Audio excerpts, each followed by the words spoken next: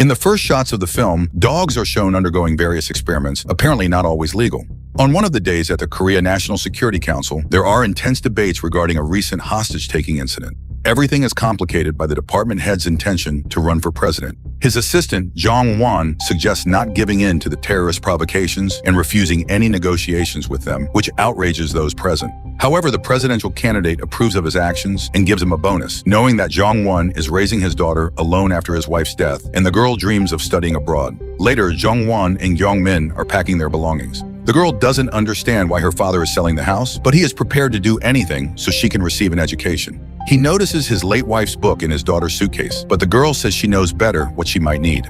Later, they head to the airport, stopping at a gas station. The attendant refuses to take a card, demanding cash, which angers Jong-won. In the end, he drives off without paying for the gas. At this time in the airport, there's a dispute between the athlete Yura and her manager Mi run over a passport that wasn't renewed in time when an elderly woman approaches them, mistaking Yura for her niece. The friends realize the old woman has dementia and try to defuse the situation, but then her husband appears and takes the grandmother onto a bus. The girls decide to return home. Meanwhile, a dense fog descends over the area around the airport. Yura and Miran, getting into their car, notice that visibility has dropped drastically. The elderly woman and her husband are also driving on the bridge among the stream of cars, just like hundreds of other people. The drivers try to go more slowly. However, as always, there's a reckless driver who drifts, angering everyone around. And while the father swerves to avoid this reckless driver, Young-min notices a van with barred windows, behind which large fighting dogs can be seen. In the vehicle accompanying this van is a professor who is swallowing some pills and listening to assurances that the laboratory is already close by and they will arrive soon. At this moment, the driver of a large truck, unable to stop his vehicle, crashes into the reckless driver. A chain reaction begins. One car hits another, creating a giant traffic jam. As a result, one side of the bridge becomes blocked by a huge number of wrecked cars. The truck completes the destruction, blocking the lane and causing terrible damage. Meanwhile, the gas station owner, upon learning about the brazen driver, demands that the attendant return the money for the gas. The attendant jumps into a tow truck and goes out in search of this debtor, taking his small dog with him. Meanwhile, the escort vehicle breaks down, losing sight of the van carrying the dogs, which has gotten far ahead. Jung-won also gets into an accident not far from the military van. He calls his boss, since this is a large-scale incident, and the boss must take action. Meanwhile, the military try to call the driver of the second van, which went on ahead, but no one answers, so they decide to catch up to it on foot. They run across the bridge and soon find the van. However, its doors are open and there's nobody inside. Clearly alarmed by this, the commander orders that all cell phone signals on the bridge be jammed. Many people stuck in the accident are left without any connection. Meanwhile, Jong-won gives first aid to the injured professor when he notices that his daughter has disappeared somewhere and he rushes to find her. As for Yong-min, she just saw a dog nearby, banging its head against the bridge's railing. She wants to feed it and comes close enough to read the name on its collar, E9. Then her father finds her, warning that the dog might be dangerous.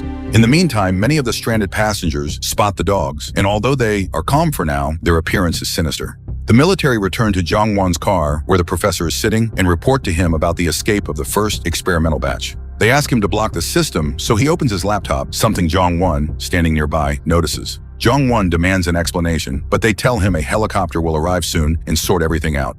Jong-won becomes even more puzzled, because flying a helicopter in such conditions is a sure path to disaster. He introduces himself, showing his national security ID, demands they identify their branch of service, and immediately disable the jammer, but they restrain him.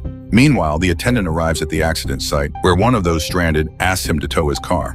The guy instantly senses his benefit and starts working for a reward.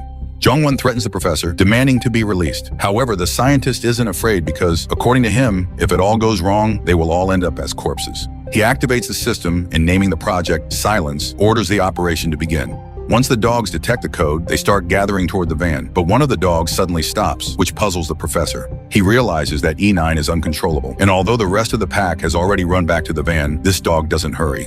The professor orders them to drive away the others. At that moment, a military helicopter hovers over the bridge and lowers a cage onto the van. Several soldiers rush to secure it. Jong-won demands an explanation from the professor, but the scientist advises him to ask his boss about Project Silence. Jong-won again demands the jammer be turned off as he must contact his boss. Meanwhile, the professor hears barking and sees the attendant's small dog, Judy. The guy tries to catch her, but the soldiers grab him, preventing him from reaching the spot. The professor orders the small dog to be removed, while simultaneously trying to call E9 and make her come over to the van. However, the cage is already lifting off the ground when one of the soldiers finds the missing control chip for dog E9. Immediately, E9 breaks into the helicopter cockpit and kills the pilot. The helicopter swerves, the cage breaks off and falls onto the bridge, springing open and releasing the pack. People watch in horror as the helicopter crashes and severs the bridge's suspension cables on the way down. The professor's laptop indicates the dogs are now uncontrollable, and Jong-won is horrified to see there are 116 of them. A minute later, the van doors burst open, the dogs leap out and begin tearing apart anyone they encounter. One of them attacks the professor, and Jong-won, barely fighting it off, manages to push the scientist into a car and runs to find his daughter. Just then, the attendant shows up with his little dog. They see a fighting dog stop in front of them until Jong-won realizes it's about to pounce and shouts for everyone to run. Yura and Miran, who also witnessed the attacks, get ready to defend themselves, with the golfer grabbing her club. She fends off the first attack and escapes, helping her friend along. Panic begins. People try to flee, but the mass of wrecked cars prevents this. Many fall victim to these terrifying animals, including some of the military. The attendant, holding his dog, Judy, tries to hide in a car, but there's already a killer dog inside, forcing him to keep running. Jong-won and his daughter jump into a car. He starts the engine, ready to drive away, but the girl spots the attendant and begs her father to help him. Seeing a dog closing in on the guy, Jong-won pops open the trunk, the attendant dives in, and Jong-won steps on the gas. Meanwhile, Yura and Miran manage to reach the bus where the elderly couple are sitting, and they hop on. Jong-won drives down the open lane when he sees flames up ahead that quickly spread to nearby cars, making it impossible to leave the bridge. The attendant curses everyone and everything, demanding that Jong-won drive, but it's impossible. Just then, a dog jumps onto the windshield. Meanwhile, Jong-won's boss learns of the situation and looks for ways to solve it. Helicopters can't fly and boats can't help because the bridge is far above sea level. Besides, he can't make sense of the incoherent reports referencing dogs. Reporters demand answers from the presidential candidate, but he keeps quiet about the problem, promising to resolve it as soon as possible. In the meantime, the dog, realizing it can't reach the people inside the car, leaves. Jong-won revives the professor, who confesses that he was developing rescue dogs, but the military decided that killer dogs would suit their needs better. Just then, the presidential candidate is informed that the military tried adapting the dogs for anti-terrorist operations, but the project was shut down.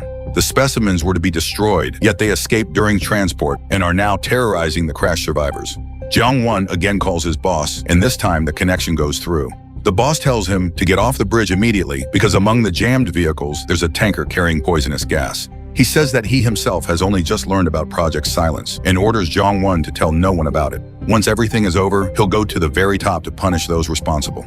At that moment, an explosion happens and the poisonous gas starts spreading across the bridge. The bus driver signals to gather the survivors, and when Jong-won sees this, he tells his daughter to breathe through a cloth and orders everyone to follow him. While his daughter and the attendant escape, Jong-won asks his boss to send rescue teams to the bridge as the suspension cables are on the verge of collapsing. That's exactly what happens. The cables begin to snap. By then, Jong-won, the professor, the attendant, and Miran manage to board the bus, and the driver quickly takes off along the only relatively clear lane away from the fire. But the bridge itself starts collapsing. Cars plummet into the river, and the others pile into one big barricade. The bus ends up trapped.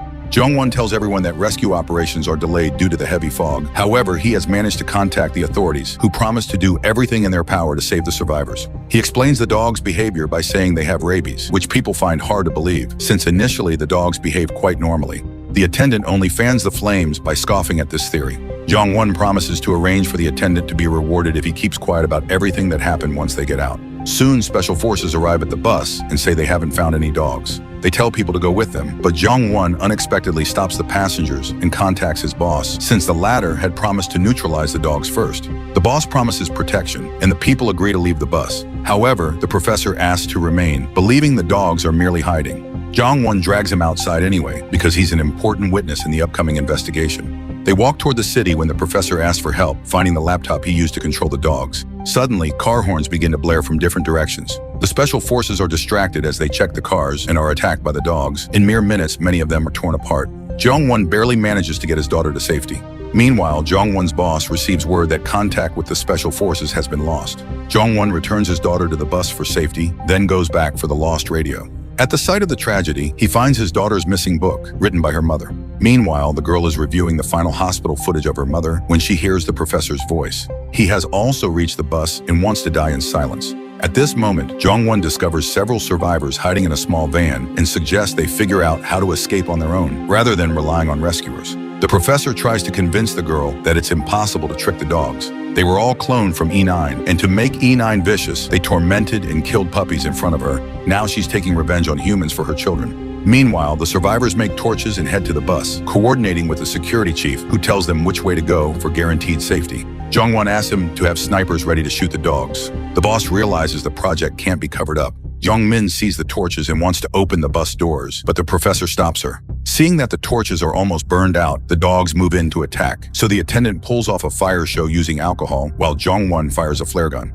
The dogs retreat, allowing Jong-min to open the doors and the survivors to dash onto the bus. And then it turns out there are no keys in the ignition. However, Jong-won points out that the attendant has a universal lockpick. He starts the bus. Meanwhile, the minister calls the security chief and reminds him that the incident could interfere with his election. Thus, they can blame it all on the bridge collapse, but in that case, there must be no survivors. Otherwise, everyone will find out what happened to the project under his supervision. Just then, the bus reaches the exit from the bridge, and Jong-won tries to contact his boss. Yura points to the dogs waiting for them, but Jong-won insists the snipers are ready. However, the radio is silent, and the bridge begins to sway.